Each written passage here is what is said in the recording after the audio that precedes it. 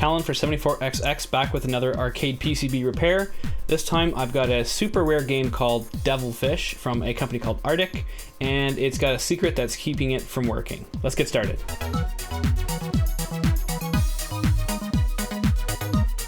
So this game, Devilfish, is by a company called Artic, and they came up with this idea to take a Galaxian board, take the ROMs off of it, put in a cartridge slot, and make it a game that you could update every once in a while by buying new cartridges from them. As far as I can tell, only this game, Devilfish, and maybe one or two other cartridges were ever actually produced, making the board extremely rare today. Let's take a look. If you've ever seen a Galaxian board, you'll know that this is it, minus this part here.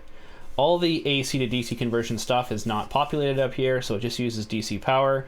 But this cartridge is what sets it apart. You can remove this cartridge and replace it with something else. So let's turn it on, see what we get.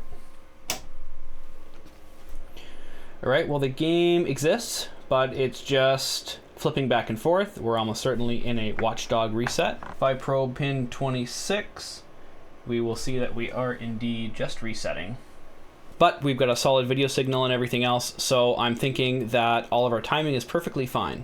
The next thing to test here was the ROMs. I took the first 4 out. I had to desolder them, put in sockets to test them.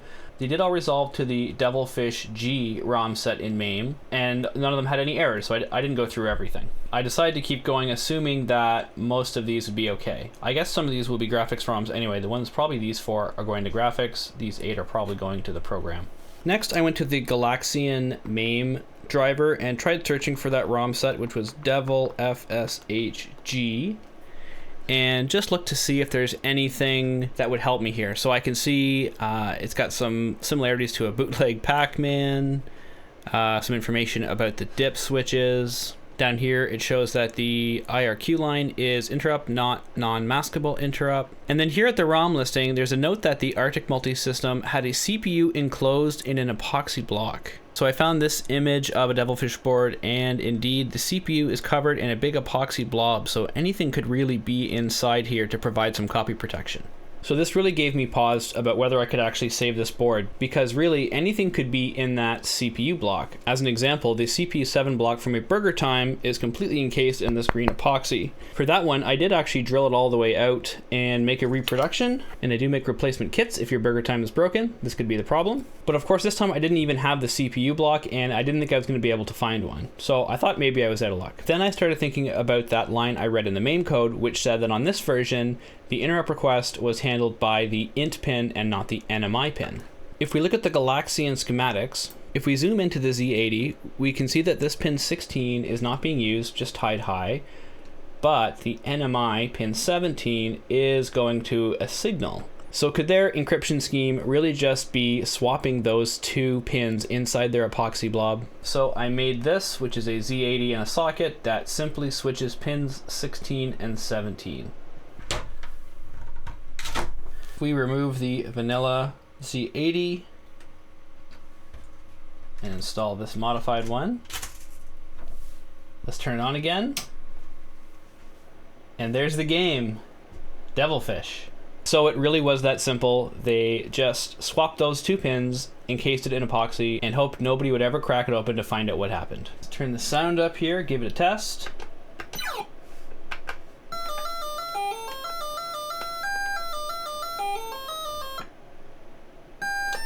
All right, so you're...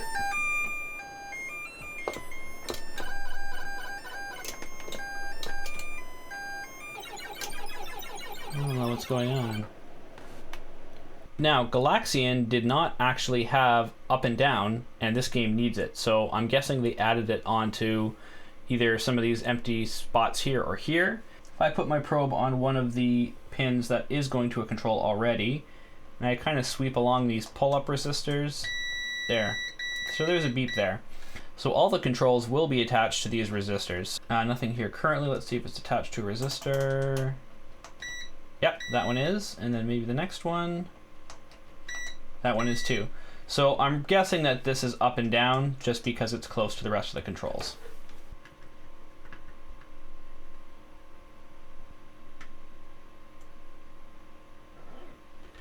All right, looks like I actually got it correct.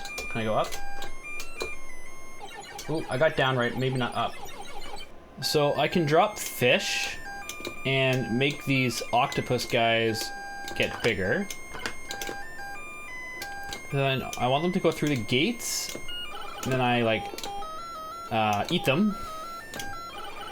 And then put them in the house. Okay, and if they're really big, they can get caught by the one-sided ones. Oh, and the little guys can pass right through. Okay, this is a cool game. Oh, I died. Well, that's a pretty cool game. It seems pretty challenging, and I think this is going to somebody who actually has an original Devilfish cabinet. So hopefully having this board fixed will bring a really rare cabinet back to life. And that's all from me, and I'll see you next time.